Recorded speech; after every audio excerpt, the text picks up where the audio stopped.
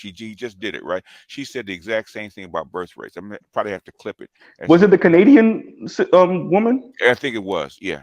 Well, Okay. she sounded British for whatever reason. Oh, okay. Yeah. I forgot her name. Ugh, I forgot her Yeah. name. I forgot her Yeah. name. Yeah, And I've been, watching too much of his shit. and that's why she says patriarchy is probably a better system because of the birth Mhm. rate. And she said the exact same thing. The black pill truth is, if you don't have enough kids, enough population, either going to disappear or get taken over. That's Yep. straight out of quickly. So she's been watching my shit. Yeah. Nobody else would say that. But I will actually pull it. I might pull it tomorrow and actually do some clips of her, because she's saying the exact same shit we've been saying, the exact same stuff I've been saying. And if you've been behind the wall, basically, you know what I've been saying about this, right? Mhm. Is that Mhm. this is like end game for the Yeah. most part. And basically, unfortunately, they're on the downhill side of this end game. Okay, and certain people that breeze the slopes, in essence. But that's a story for a different day. I'm trying to wait on Dr. T. If Yeah. you out there, man, where are you? Where's your link so I can BGS, I go wanted ahead? to address something. Go ahead. Somebody said Go ahead. flat blackness with a question mark.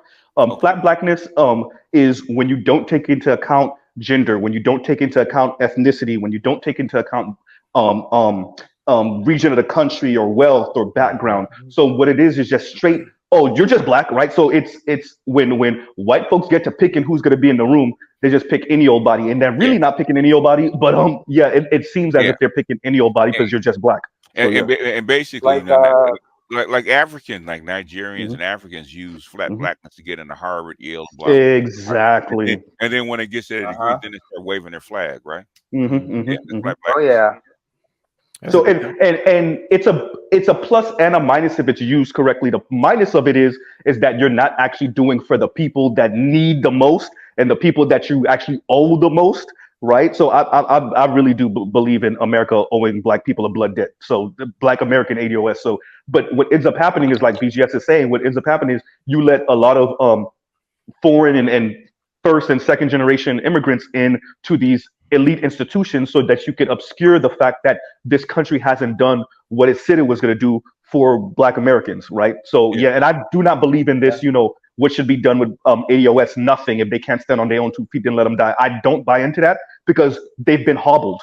So to say, oh, by the way, so now we're just going to stop hobbling you and just walk. No, that's not a thing. That's not how any nation has ever built up a group of people like ever in America, in world history. That's not how it works. But yeah, I'll pause right there. That would be fine if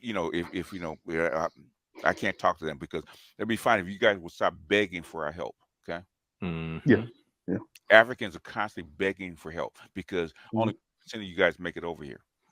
And without us, guess what's going to happen? Even in here, 1%.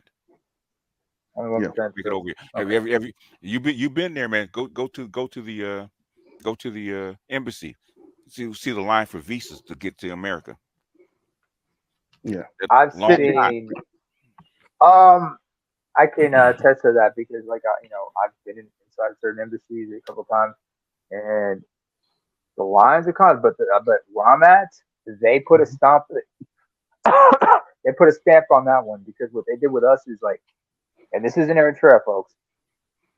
For me, if I were to leave my country, the first thing I have to get first and foremost is an exit visa from my own government, and that was to stamp out any attempt by any of us to leave. So we're all locked in.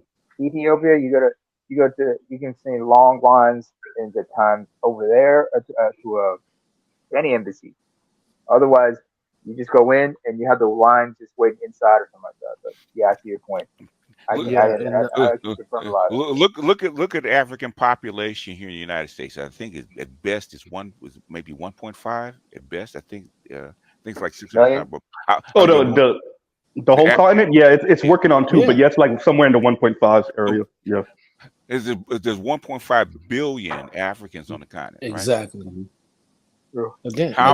So how many Africans actually make it to the United States? There's more Africans in Europe than there is in the United States. Yes. And again, this goes to, again, the small percentage. And people think that shit's the norm. Even in Liberia, I don't know if they still have it, but they used to have like the lottery. Yeah. And really? Yeah, for you to come here. Really? But like, I mean, yeah. I thought that was all since basically you guys were a colony. I thought it was automatic. Mm-hmm. No, man, nah. Okay. Especially during the Civil War. Oh hell no. Oh, okay. Like my parents they because my parents because of their socioeconomic background that was not a problem. They just you know got on a plane. Okay. But vast majority of everybody else, nah. You had a lottery, man. I mean, I heard stories, man. Like that's what I'm saying. Like people, that's why I keep on saying, man, Negroes are Negroes no matter where they go, man. People gotta chill the fuck out because like if you don't understand how you're being viewed, man, you got nowhere to go, and South, you over here talking about self-awareness. It's crazy, but hey, I mean, it's like okay, if one of us makes it, cool. I mean, but like if obviously everybody can't be at the top, but if we don't know what's really going on, you're up there by yourself, and you're vulnerable. And black. I remember in the 80s and 90s, Black Americans fought for the Haitians to be here. Man. Yes, we did. Yeah. Thank you guys. In camps, and send them back, put them on boats, haul them back to because they let the Cubans in here. The Cubans in. Hell no, let our brothers in here. We fought for you guys to be here. Okay, I mean fought. Mrs. Z. Yep. Mrs. Z. Yeah. Just to drive the point, I remember Dave Chappelle. We had the special, Killing Them Softly in DC. Oh yeah, I remember. If you remember the name Elian Gonzalez. Yeah. Oh yeah. Come on, man. Like, hey, I knew his cousin. Wait. I knew his cousin. Y'all, calm down now. Calm down. Yeah. Everybody getting all triggered. What I said? No. He said if he was Haitian. Go ahead. The joke was. Yeah, everybody's talking about Elian Gonzalez, this Cuban boy. If he was Haitian, they would have put him by and said, "Sorry, buddy, we're all full. Good luck to you." Yeah, I remember the Haitian camps, man. They were putting Haitians in, man. We fought for you guys to be here. You gonna let the Cubans in? Let them in. Yeah. Because the feet wet policy didn't apply to Haitians, did it? No, the wet foot. No. Hell no. They'll put our ass right back on the boat. No, my parents came before the 80s, but it was still the same thing. The surge really happened in the late 70s, early 80s with Haitians. I want to say it was really Baby Doc and Papa Doc. Like people was like, okay, I can't do it, right? So yeah, people couldn't do it. yeah, exactly. And so yeah, no, that definitely changed a lot of how people viewed. As a matter of fact, the first real Haitian immigrants that were coming into the U.S. in the late 70s, early 80s weren't actually claiming Haiti. Many of them were claiming to be Haitian. Many of them were claiming to be Jamaican. By way of because it was really some of the bullying. Remember, this is when AIDS and HIV started to become more and more popularly known, and so the whole rumor about Haitians bringing in AIDS and HIV and whatnot. So Haitians, many of them really tried to pretend like they weren't, and it wasn't. I say this all the time. It was not Haitian professionals that made being Haitian cool. It was Haitian street niggas that made being Haitian cool. It wasn't the professionals. It was Haitian street dudes putting work in South Florida and literally robbing people and killing people. I'm not even gonna lie to y'all. That made being Haitian cool. Grand Theft Auto 3. Did you really just say that the Haitians were claiming to be Jamaican? Yeah, no, seriously, they were claiming a bunch of stuff. Yeah. In the late 70s, early 80s, yeah. As a resident person from Florida, I'm in Orlando. So I've been here. I'm originally from New York. I've been here since the 90s. They used to hide that they were Haitian. Because on my side of the family, I have Geechee. So of course we look similar to Haitians. So some of them would come up to me, speak Creole. I'm like, I'm not Haitian. They would look at me crazy. And they used to trip me out. They would used to tell me, you don't have to hide. I didn't understand what they were talking about. I got that multiple times. I would say Haitians start coming out the late 2000s, say Wyclef, or Haitians being more popular. Yeah. And what people don't realize, when that earthquake happened, a big influx came here. So when they got more numbers, that's when you start seeing them be out more. That's what that is. But it's not just them. Sometimes the Jamaicans do it. Oh, back to the Cubans. Notice they don't let the black Cubans be here. No. If you go down to South Florida, you're going to see the light-skinned Cubans or the white-skinned ones. You're not going to see the black ones. You see how many black Venezuelans do you see up in here? Oh no! Yeah, I only see the light skinned ones. Yeah, same thing with our group with the Guyanese people. Yeah, So they let the Indian Guyanese in and turn the black Guyanese away. Yeah. But Yeah. my grandfather just could afford to come here without the help of no government. So, Yeah. how the panel doing? You see the same. And they let the Dominicans fly up, through here left and right without no problem. With Haiti on the other side of the island, no. Yeah. But that's why the outlook on it. I think South America is a little worse than America in its racism. Like, it's different. It's I'm different. saying, whereas black people are racist, colored people are racist in South America. It's less about racism, it's more about colorism and hierarchy. Yeah, that's like, 'cause I know in our, like, my grandpa told me don't ever go back to Guyana. He said don't ever go back. He said there ain't nothing there for no black people, man. He said it's so the Indians are worse than the white people. Yeah, Jess, you can ask You the best question. believe it. You can ask the question if it fits within what we're talking about, because we have a topic. So if it fits within what we're talking about, then you can ask the question. If not, then no. Okay, it'll be a no. I'll just listen. Okay. Yeah. Yeah, because I recently got into a talk with a person, and I was trying to explain to him, like, Guyanese people not really Afro-Caribbean. They just had to move politically with the Caribs because the Latin Americans wouldn't accept them.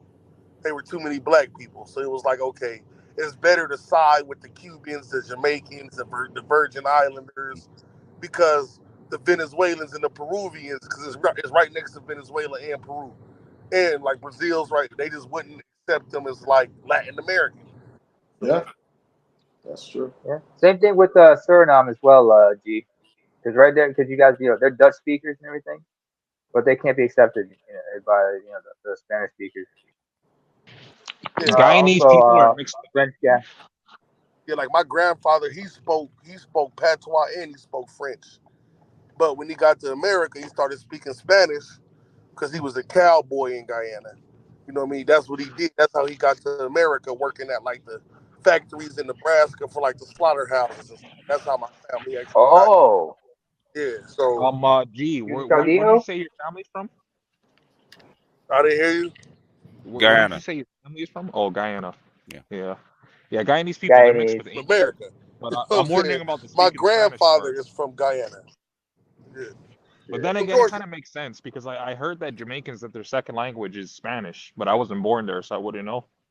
Well, Guyana's weird because it's a lot of Indians. Like, it's a lot of West Indian, but really the buffer class is actually the mixed dark-skinned Indians. They dark like us, but they don't see themselves as black. So it's weird. Yeah. Like they were slaves just like us. The British took them from India and brought them to the Caribbean. That's what happened. All over the Caribbean. You got plenty of them in Trinidad as well. Also in small segments in but this is what's crazy. It's and Africa. Harder for them people. It's harder to get work with them people than it is the white people. Like the white people will give best believe. Those people will. Yeah, I said it a few times. Indians are really racist. Oh yeah. Somebody was saying South Asians in general. Heavily. So I'm like, where did you see those Indians? Yeah, a heavy cast is probably worse than ours. Oh yeah. Oh man, the caste system they got it just. One time. My cousin, like, this is one of the ones that we really not close to because my father and stuff is Ados, and my grandmother is Ados. But my grandpa had a brother that moved to the East Coast, and he married a Hispanic lady. He married a Puerto Rican lady on the East Coast. Man, they horrible. You know what I'm saying? Like that's what I'm saying, man. I'll probably never really. I was thinking about South America, but it's like, man, nah, you better off in